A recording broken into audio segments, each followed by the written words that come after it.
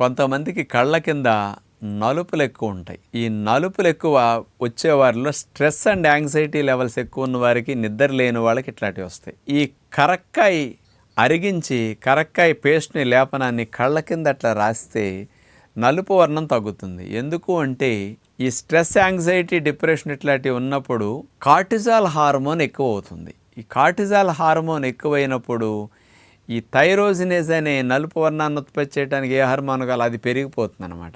అందుకని కండ్ల కింద నలుపు వర్ణాన్ని ఉత్పత్తి చేసే మెలనోసైట్స్ ఎక్కువ నలుపు వర్ణాన్ని ఉత్పత్తి చేసేస్తుంటాయి.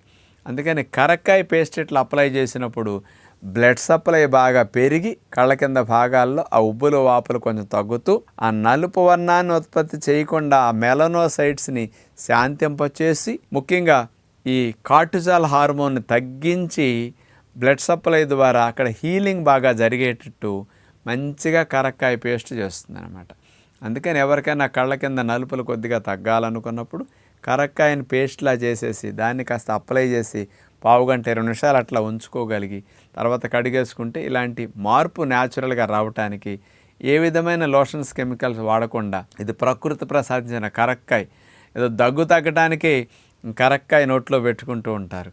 దాంతోపాటు కంటి కింద నలుపులకు కూడా ఇది పనికొస్తుందని గుర్తుపెట్టుకునేట్లా ఉపయోగించుకుంటే మంచిది.